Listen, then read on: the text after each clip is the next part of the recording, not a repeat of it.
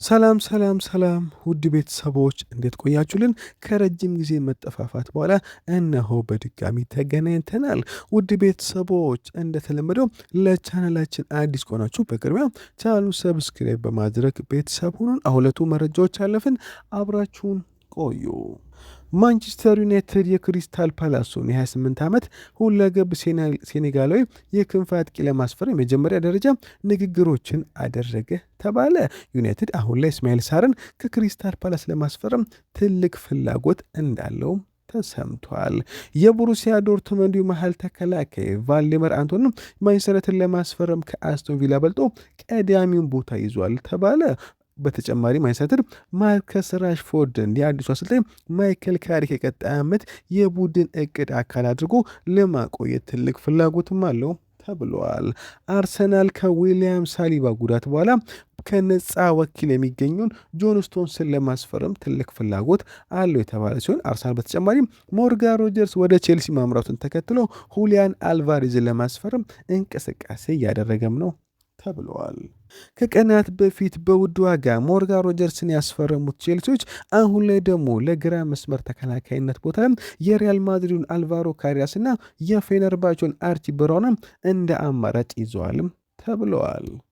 ኤሲ ሚላኖች ራፋኤል ሊያውን ለአስቶን ቪላ ማቅረባቸውም ተሰማ። ኤሲ ሚላኖች አስቶን ቪላ ከ50 እስከ 60 ሚሊዮን ዩሮ ለተጫዋቹ አቅርበው እንዲወስዱት እንዳቀረቡትም ተሰምቷል። ሪያል ማድሪድ ቼልሲውን አማካይ ኤንዞ ፈርናንዴዝን ለማስፈረም የሚደረግን ማንኛውም ንግድ ውድቅ አድርጎ ወደ ሌሎች ኢላማዎች ፊቱን አዙሯልም ተብሏል። በዚህም ምክንያት ኤንዞ ፈርናንዴዝ በቀጣይ ዓመት በቼልሲ ቤት ልንመለከተው እንደምንችልና ምናልባትም በቀጣይ ሳምንታት ተጫዋቹ በአዲስ ኮንትራት ጉዳይ ንግግር ሊጀምር እንደሚችልም ተሰምቷል። ባርሴሎናዎች የዓለም ዋንጫ አሸናፊው ፌራን ቶሬስ ወደ ፒኤስጂ እንዳይሄድ ለመከላከል አዲስ የኮንትራት ማራዘሚያ ጥያቄ ለማቅረብ በዝግጅት ላይ ናቸውም ተባለ። ፔፕ ጋርዲዮላ የጣሊያን ብሔራዊ ቡድን አሰልጣኝ እንዲሆን ከፓውሎ ፓልዲና ሊያንድሮ ንግግሮችም በማድረግ ላይ እንደሚገኝም ተሰምቷል።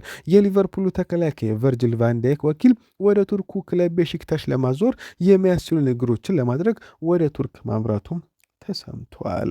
በዓለም ዋንጫው ፍጻሜ ሽንፈት ምክንያት ሊዮኔል ሜሲ በብሔራዊ ቡድን ይቀጥላል ወይ የሚለው ነገር አሁን ላይ አጠራጣሪም ነው ተብለዋል። ሁለቱ የጣሊያን ሴሪያ ክለቦች ኢንተር ሚላንና ጁቬንቱስ በቶተናሞቹ ተከላካዮች ጄድ ስፔንስና ክርስቲያን ሮሜሮ እንዲሁም በአጥቂው ሪቻርልሰን ላይ ትልቅ ፍላጎት አሳይተዋልም ተብሏል። ሶስቱም ተጫዋች ምናልባትም ከዚህ ክረምት ባለፈ በቶተናም ቤት ቆይታ ላይኖራቸው ይችላልም ተብለዋል። አርሰናልና ማንቸስተር ሲቲ በዓለም ዋንጫው ላይ ደምቆ የታየውን አማካይ ለማስፈረም አሁን ላይ ትልቅ ፉክክር ውስጥ ገብተዋልም ተብሏል።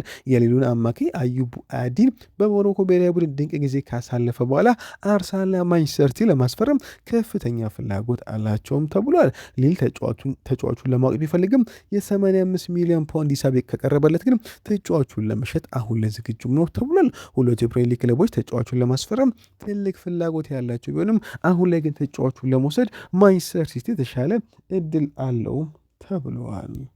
በአርሰናልና በሊቨርፑል እየተፈለገ የሚገኘው ቦሩሲያ ዶርትመንዱ የግራ መስመር ተከላካይና አማካይ ዳንኤል ስቬንሰን በክለቡ እስከ 50 ሚሊዮን ዩሮ ዋጋ ተለጥፎበታልም ተብሏል። ሁለቱ የፕሪሚየር ሊግ ክለቦች ተጫዋቹን ለማስፈረም አሁን ላይ ትልቅ ፍላጎት ያላቸው ሲሆን ቦሩሲያ ዶርትመንድም ከሁለገቡ ተጫዋቹ ትልቅ የዝውውር ሂሳብ ለማግኘት ትልቅ ፍላጎት አላቸውም ተብሏል። ኤሲ ሚላን ብራዚሊያውን የአርሰናል አጥቂ ጋብሪኤል ጄሱስን ለማስፈረም ቢፈልግም አርሰናል ግን የ20 ሚሊዮን ፓውንድ ዋጋውን የመቀነስ ፍላጎት የለውም ተብሏል። ጋብሪኤል ጄሱስ በሚቀጥሉ ዓመት በአርሰናል መቆየት ቢፈልግም የተጫዋቹም 1 ዓመት ኮንትራት ብቻ ስለቀረው አርሰናሎች በዚህ ክረምት ሊለቁት ይፈልጋሉም ተብሏል። አሁን ላይ ኤሲ ሚላን ተጫዋቹን ለማስፈረም ትልቅ ፍላጎት ያለው ክለብም ነው ተብሏል። ማንቸስተር ዩናይትድ ከሮማ ጋር በ25 ዓመቱ የመሃል ሜዳ ኮከብ ማኑ ኮኔ ዙሪያ ንግግር ለመጀመር ዝግጁም ነው ተብሏል። አሁን ለሊቨርፑልም ተጫዋቹን ለማስፈረም ወደ ፉክክሩ ገብተዋልም ተብሏል። ማኑ ኮኔ ምናልባትም እስከ 50 ሚሊዮን ዩሮ ሊያስወጣቸውም ይችላልም ተብሏል። ፒኤስጂ ብራዝሊ ባርኮላን ለአርሰናል፣ ለሊቨርፑል፣ ለማንቸስተር እንዲሁም ለባርሴሎና ማቅረቡ ተሰማ። ባየር ሙኒክም ተጫዋቹን ለማስፈረም ይፈልጋል። ነገር ግን አሁን ላይ የተጫዋቹ ውድ ዋጋ ተጫዋቹን ለማስፈረም እጅጉን ውስብስብ ያደርጓልም ተብለዋል። ማንቸስተር ዩናይትድ የኖቲንግሃም ፎረስቱን ተከላካይ ኒኮ ዊሊያምስን ለማስፈረም ከቶተንሃምና ከኒውካስትል ጋር ፉክክር ውስጥ ገብቷልም ተባለ። ዩናይትድ በተጨማሪም ወጣቱን የሌስተር ሲቲ ተከላካይ ቤን ኔልሰን በ10 ሚሊዮን ፓውንድ ለማስፈረም አሁን ላይ ንግግሮችን ጀምሯልም ተብሏል። በቪኒሲየስ ጁኒየር የኮንትራት ድርድር ጉዳይ ላይ አዲስ መረጃ ወጥቷል። በኮንትራት ማደስ ዙሪያ በተፈጠሩ አሉባልታዎች ምክንያት ከተጫዋቹ ወኪሎች ጋር አሁን ላይ ውጥረቶች ነግሰዋልም ተብሏል። ሪያል ማድሪዶች በቀጣይ ሳምንታት በቪኒሲየስ ጁኒየር ጉዳይ ላይ ግልጽ የሆነ መግለጫ ያወጣሉ ተብሏል። ባርሴሎና ለትልቅ ሽያጭ ክፍት ቢሆንም እና ባየር ሙኒክም ጁልየስ ኩንዴን ለማስፈረም ቢፈልግም ተጫዋቹ በባርሴሎና የመቆየት ፍላጎት አለውም ተብሏል። ምናልባትም ተጫዋቹ ይለቅ ግዴታ ከሆነ እስከ 70 ሚሊዮን ዩሮ ከተጫዋቹ ዝውውር ባርሴሎናዎች ይፈልጋሉ ተብለዋል። ከቀናት በፊት ሞርጋን ሮጀርስን ወደ ቼልሲ የላኩት አስቶን ቪሎች አሁን ደግሞ በምትኩ ኒኮላ ጃክሰንና አሌሃንድሮ ጋርናቾን ለማስፈረም ከቼልሲ ሰዎች ጋር ንግግር መጀመራቸውም ተሰምተዋል። ቼልሲዎች አሁን ላይ አሌሃንድሮ ጋርናቾን ለመሸጥ ፈቃደኛ ቢሆኑ በኒኮላ ጃክሰን ጉዳይ ግን እስካሁን ከውሳኔ አልደረሱም ተብሏል። በተጨማሪም ቼልሲዎች ቤንያሚን ባዲያሽሊን ለመሸጥ ዝግጁም ናቸው ተባለ። የጣሊያኑ ክለብ ናፖሊ የቼልሲውን ተከላካይ በውሰት ለመውሰድ ያቀረበውን ጥያቄ ቼልሲ ውድቅ በማድረግ በቋሚነት ብቻ እንደሚሸጥ አስታውቋቸዋልም ተብሏል። ሆኖም ግን ቼልሲዎች ባዲያሽሊን በቀጣይ ሳምንታት ለመልቀቅ አሁን ላይ ትልቅ ፍላጎት አላቸውም ተብሏል። ቶተንሃሞች የቤኒፊካውን የ2 ዓመት ኖርዌይ ክንፍ አጥቂ ከሳቪኒዮ ጋር አማራጭ አድርገውት እየተመለከቱት ነው ተብሏል። ቶተንሃሞች አንድሪያስ ሼልድሩፕን ለማስፈረም አሁን ላይ ትልቅ ፍላጎት ያላቸው ሲሆን እስከ 43 ሚሊዮን ፓውንድ ያስወጣቸዋልም ተብሏል። አሁን ላይ ቶተንሃሞች ሳቪኒዮን ለማስፈረም ትልቅ እንቅስቃሴ እያደረጉ ቢሆንም በዓለም ዋንጫው ደምቆ የወጣውን ተጫዋች ግን ለማስፈረም አሁን ትልቅ ፍላጎት እያሳዩም ነው ተብለዋል። ሰንደርላንድ የሞናኮን አጥቂ ይፈልጋል ተባለ። ፍሎሬን ባሎጉን አሁን ላይ ከሞናኮ ለመልቀቅ ትልቅ ፍላጎት ያለው ሲሆን ሰንደርላንዶች ተጫዋቹን ወደ ፕሪሚየር ሊጉ ለመለስ ትልቅ ፍላጎት አላቸውም ተብሏል። ጁቬንቱስም ውድድሩን እየመራ ሲሆን ሞናኮ ከ50 ሚሊዮን ዩሮ በታች አይሸጠምም ተብለዋል። ጁቬንቱሶች የሚላኑ ማርቲኔዝን ማስፈረም ካልቻሉ ወደ ፊዮሬንቲና ግብ ጠባቂ ዴቪድ ዴሄ ፊታቸውን ሊያዞሩ ይችላሉም ተብሏል። ዴቪድ ዴሄ አሁን ላይ ከፊዮሬንቲና ሊለቅ ዝግጁ ሲሆን ሌላኛው የጣሊያን ክለብ ጁቬንቱስ ተጫዋቹን ለማስፈረም ትልቅ ፍላጎትም አለው ተብሏል። በኒውካስትል ዩናይትድ በአትሌቲኮ ማድሪድና በጋላታ ሳራይ የሚፈለገው የማንቸስተር የመሃል አማካይ ቲጃኒ ሬንደርስ በዚህ ክረምት ዝውውር በማንቸስተር ሲቲ ለመቆየት ወስኗልም ተባለ። ሲቲም ቢሆን ተጫዋቹን አሁን ላይ ለመሸጥ ፍላጎት የለውም ተብሏል። ወደ ፕሪሚየር ሊጉ ያደገው ሃል ሲቲ የአስቶን ቪላን የክንፍ አጥቂ በ12 ሚሊዮን ፓውንድ ለማስፈረም ንግግር ላይ ይገኛል ተባለ። ሊዮን ቤሊ በዚህ ክረምት ከአስቶን ቪላ መልቀቁ አሁን ላይ እርግጥ ሲሆን ወደ አዲሱ አዳጊ ሃል ሲቲ ለማምራትም ፍላጎት አለው ተብሏል። ቼልሲ ሁለገቡን ተከላካይ ለማስፈረም እጅጉን እየተቃረበ መኖር ተባለ። ቼልሲ አሁን ላይ ማክሰንስ ላክሮክስን ለማስፈረም ዝግጁ የሆነ ሲሆን ከሮጀርስ ዝውውር በኋላ አሁንም ትልቅ ዝውውር ለማድረግ ዝግጁ ናቸውም ተባለ። ከክሪስታል ፓላስ ጋር በላክሮስ ዝውውር ዙሪያ ንቁ ንግግሮች እያደረጉ ይገኛሉ ሲል ፋብሪዚዮ ሮማኖ አረጋግጦታል። ተጫዋቹ ከሰኔ ጀምሮ ወደ ስታንፎርድ ብሪጅ ለማምራት ስሙ ሲያዝ ቆይቷልም ተብሏል። አሁን ላይ ቼልሲ ፈረንሳዩን ሁለገብ ተከላካይ ለማስፈረም ከሌላው ጊዜ በተሻለ ጥሩ ደረጃ ላይ የሚገኛልም ተብሏል።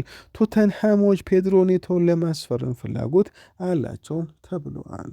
ኬቨን ዴብሬን ምናልባትም በዚህ ክረምት ከናፖሊ ሊለቅ ይችላል ተባለም። የ35 ዓመቱ አማካይ ከበርካታ ክለቦች ጥያቄዎች እየቀረቡለት የሚገኝ ሲሆን አሁን ላይ ናፖሊን የመልቀቅ እድሉ እየሰፋ ነው ተብሏል። ሳውዲ አረቢያና ቱርክ ቀጣይ መዳረሻዎቹ ሊሆኑ ይችላሉም ተብሏል።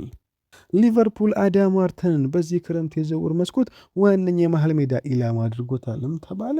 በመሆኑም ከቪላ ጋር በጆዋ ጎሜዝ ውድድር ላለመግባት የወሰኑትም አዳም ዋርተንን ለማስፈረም ትልቅ ፍላጎት ስላላቸው ነው ተብሏል። ክሪስታል ፓላስ ግን እንግሊዛዊን አማካይ ለመልቀቅ ከ100 ሚሊዮን ፓውንድ በላይ እየጠየቀ ይገኛል ተብሏል።